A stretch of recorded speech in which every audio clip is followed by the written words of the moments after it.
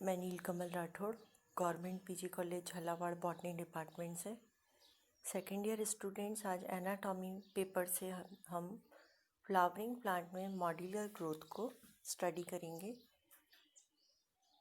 जो angiospermic plants हैं उनके जो स्ट्रक्चर है किस प्रकार से बनता है, उनमें मार्फोजेनेटिक चेंजेस कैसे होते हैं, उनका बेसिक स्वरूप क्या है, इसको हमने इसके प्रीवियस लेक्चर में डिटेल में समझा था, जिसमें हमने देखा कि इसकी ग्रोथ और इसके डेवलपमेंट को मेरिस्टेमेटिक टिश्यू रूट सिस्टम को, शूट सिस्टम को किस तरह से डिटरमाइन करता है, जिसमें जो मेरिस्टेमेटिक सेल्स हैं इसमें एपिकल मेरिस्टेम है, इंटरकैलरी मेरिस्टेम है, लेटरल मेरिस्टेम है, डिफ्यूज मेरिस्टेम है। ये पूरे रूट और शूट सिस्टम की ग्रोथ को प्रभावित करते हैं। तो मॉड्यूलर कंसेप्ट क्या है इसको हम जानेंगे। तो जो ग्रुप ऑफ सेल्स हैं जिनमें सिमिलर कैरेक्टरिस्टिक्स होते हैं, मेरिस्टेमेटिकली एक्टिव हैं, मेटाबॉलिक एक्टिव हैं, सेल डिवाइड होती हैं और ये टिश्यू बनाती हैं जिनका एक स्पेशल फंक्शन है। ये मेरिस्टेमेटिक सेल्स से बना हुआ टिश्यू आगे मेटामर्स बनाता है। तो मेटामर रिपीटिंग यूनिट्स हैं, से ABCD ये मेटामर्स हैं जो कि उस पर्टिकुलर मेरिस्टेम से रिलेटेड है। अब ये जो जितनी भी मेटामेरिक यूनिट्स हैं M1, M2, M3, M4, ये सब जो कि एपिकल मेरिस्टेम का प्रोडक्ट है, ये रिपीटिंग यूनिट्स मॉड्यूल बनाते हैं। इस तरह से पूरे प्लांट की ग्रोथ निर्धारित होती है। अब हम रूट सिस्टम में देखें एंजियोस्पर्म के, तो उसमें दो तरह के प्लांट्स हैं, मोनोकोटिलीडन और डाइकोटिलीडन। इनकी ग्रोथ एम्ब्रियोनिक सेल से डिटरमाइन है। मोनोकोट में यहाँ जो रूट सिस्टम है वो फाइब्रस कहलाता है। जो एम्ब्रियोनिक सेल हैं वो डिवाइड होती हैं, उनकी हाइपोकोटाइल एक्सिस से रेडिकल बनता है। इस रेडिकल में रूट कैप होते हैं। रूट कैप से के अंदर क्विसेंट सेंटर होते हैं जहाँ एपिकल रूट सिस्टम से रिलेटेड टिश्यू होते हैं। इनसे फाइब्रस रूट पैटर्न डेवलप होता है, यानी जो प्राइमरी रूट है वो कुछ समय बाद नष्ट हो जाती है। अब जो फाइब्रस शूट है वो प्लांट के किसी भी पार्ट से डेवलप हो सकती है, जबकि डाइकॉट में टेप रूट सिस्टम होता है। इसमें टिप पर रूट कैप है जिसमें मेरिस्टेमेटिक सेल हैं जो कि क्विसेंट सेंटर है। इससे primary root, secondary root, tertiary root यानी फर्दर रूट की लेटरल ब्रांचेस बन रही हैं। ये सब मेटामर्स हैं। मेटामर 1, 2, 3 ये सब लेटरल रूट्स हो गई। तो ये सारी जो रिपीटिंग यूनिट्स हैं, मेटामर्स हैं, ये मिलकर रूट के मॉड्यूल बन गए। इस तरह से रूट में स्ट्रक्चर डेवलप होता है, जैसे कि यहाँ ये रूट कैप है। रूट में यहाँ क्विसेंट सेंटर, ये पूरा क्विसेंट सेंटर है जहाँ एक्टिव मेरिस्टेमेटिक सेल हैं। इनसे मेरिस्टेमेटिक टिश्यू बने जिनसे एपिडर्मिस, वैस्कुलर टिश्यू बने, से प्रोटोजाइलम, फ्लोएम डेवलप हुआ। इंटरकैलरी मेरिस्टेम्स बने जिनसे जो परमानेंट टिश्यू के बीच बीच में जहाँ ग्रोथ होनी है वो डिटरमाइन होगी। डिफ्यूज्ड मेरिस्टेम्स बने जिससे फर्दर इसकी पूरे रूट का स्ट्रक्चर तैयार हुआ। लेटरल रूट्स बने। से यहाँ फर्दर रूट के अंदर जो लेटरल रूट्स हैं ये पेरिसाइकिल रीजन से बन रहे हैं। इस तरह ये रूट सिस्टम में जो रूट का ये पर्टिकुलर पैटर्न है, ये रूट की मॉड्यूलर ग्रोथ है।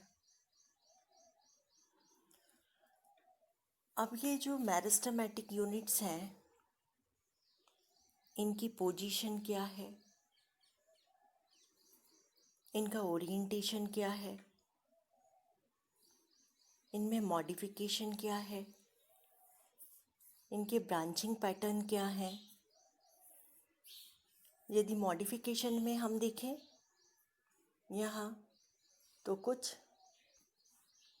केस में एरियल रूट्स होती हैं, कहीं न्यूमेटोफोर्स होते हैं, तो कहीं स्टोरेज रूट्स हैं, कहीं एरियल रूट्स होती हैं। तो इन सब के लिए स्पेशल रूट मॉड्यूल्स होते हैं। मैग्रूव्स में देखें तो यहाँ न्यूमेटोफोर्स हैं। तो ये जो जितने भी लेटरल रूट्स हैं या प्राइमरी सेकेंडरी टर्शरी मेटामर्स हैं, इनको हम मेटामर्स कह सकते हैं, इनकी स्टार्टिंग पॉइंट्स को। ये सब एपिकल डोमिनेंस से भी प्रभावित हो सकते हैं, जो कि इनके टिप पर जो एपिकल बड है, एपिकल पॉइंट है, वो लेटरल ग्रोथ को सप्रेस, लेटरल बड्स की जो मेरिस्टेमेटिक एक्टिविटीज़ हैं उसको सप्रेस कर सकता है। साथ ही ये देखते हैं कि जो सब्सीक्वेंट लेटरल्स बन रहे हैं उनके अंदर फर्दर रूट्स में डायमीटर क्या है। सब ब्रांचेस में देखें तो मेन जो रूट है उससे कंपेयर में डायमीटर कम होता है, तो एपिकल डोमिनेंस का भी प्रभाव है। नेक्स्ट, जो मिनरल्स हैं, न्यूट्रिएंट्स हैं सॉइल में, वो भी एक इम्पॉर्टेंट फैक्टर्स है। इनका अपटेक क्या है, तो जिस तरह से मिनरल और न्यूट्रिएंट का अपटेक होगा उससे शूट सिस्टम भी प्रभावित होगा। तो ये पूरा कंप्लीट रूट सिस्टम में मॉड्यूलर टाइप ऑफ ग्रोथ है। तो इसके मेटामर्स क्या हुए, जो कि रूट प्रिमोर्डिया से रिलेटेड हैं। इसकी फर्दर ब्रांचेस के प्रिमोर्डियाज क्या हैं, ये पूरा एक सिस्टम रूट से रिलेटेड मॉड्यूल कहलाता है। नाउ अब हम शूट सिस्टम की चर्चा करें तो शूट सिस्टम में थोड़ा सा कॉम्प्लिकेटेड है। इसमें नोड आ जाते हैं, इंटर नोड आ जाते हैं, लेटरल अपेंडिज हैं, बड्स हैं, ब्रांचेस हैं, एक्सिलरी बड है, स्टिप्यूल्स है। तो ये सारे ये थोड़ा सा कॉम्प्लिकेटेड हो जाता है। ये प्लांट बॉडी है जिसमें शूट सिस्टम और इसकी मॉड्यूलर ग्रोथ। ये एम्ब्रियोनिक पार्ट शूट का,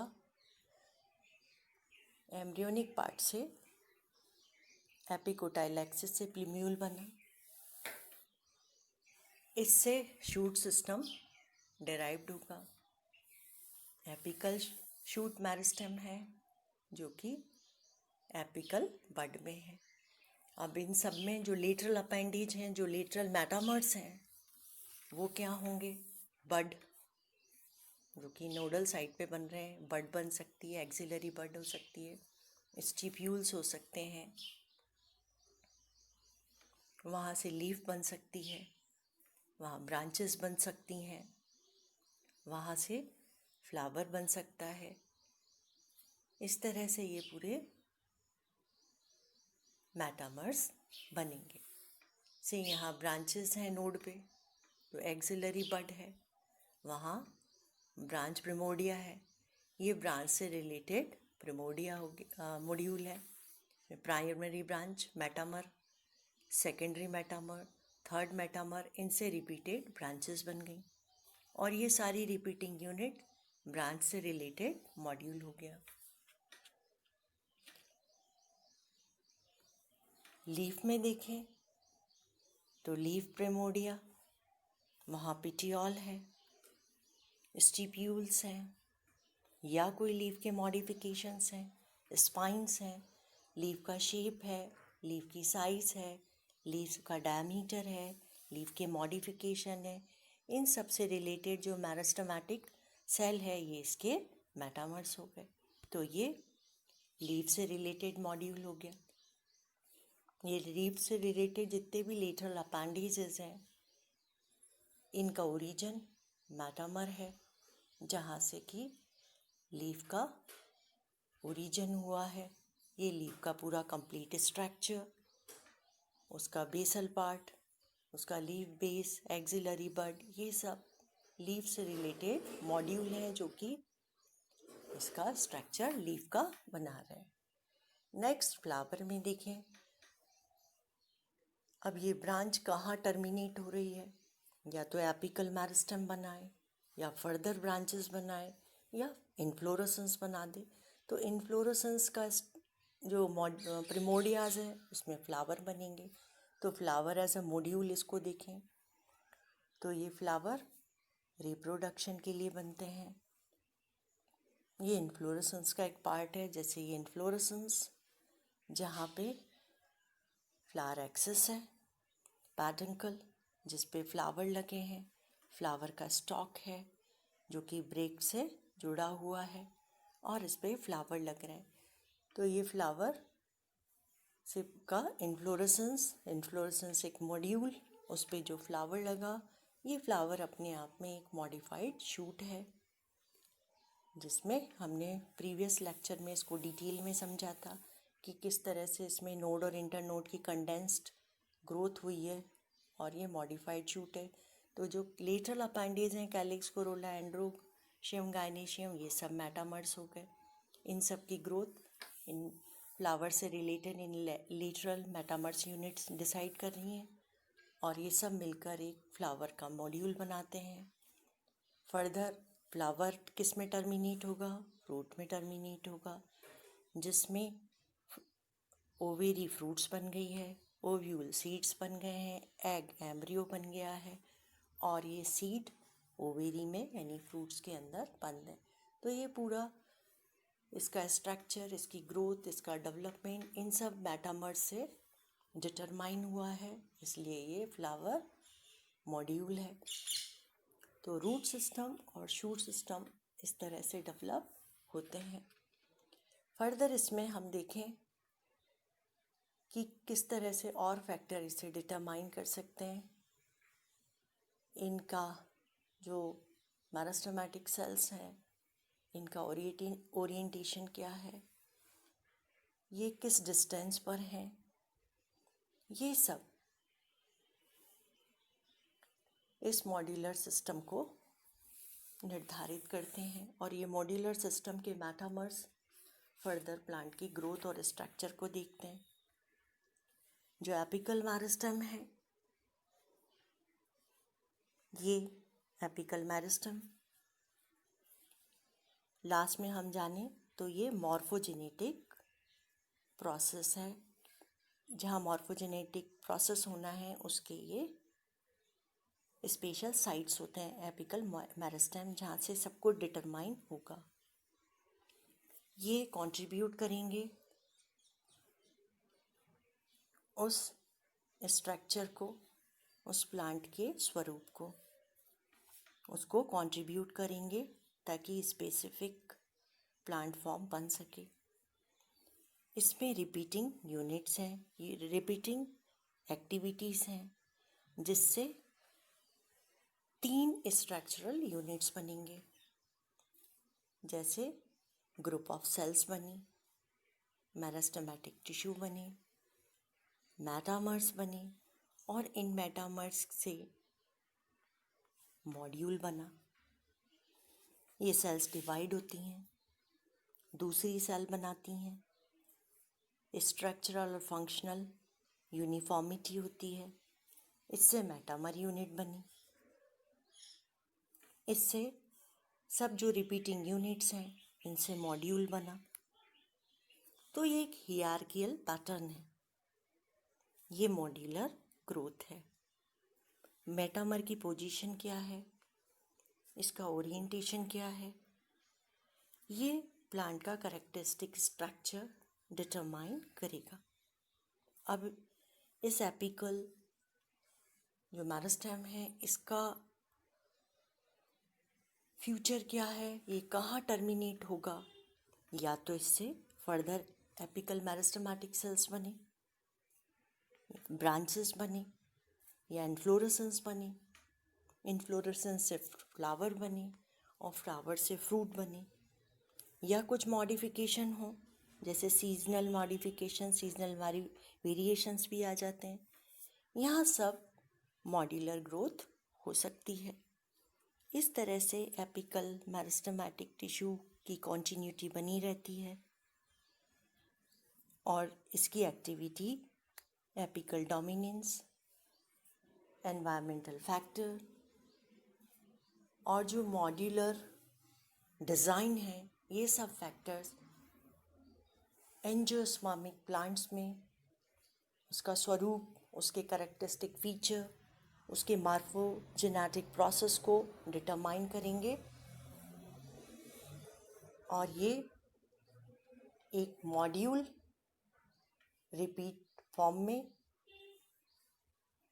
फर्दर सक्सेसिव पैटर्न में प्लांट में ग्रोथ दिखाता रहता है। ये मॉड्यूलर ग्रोथ का कंसेप्ट है। Thank you.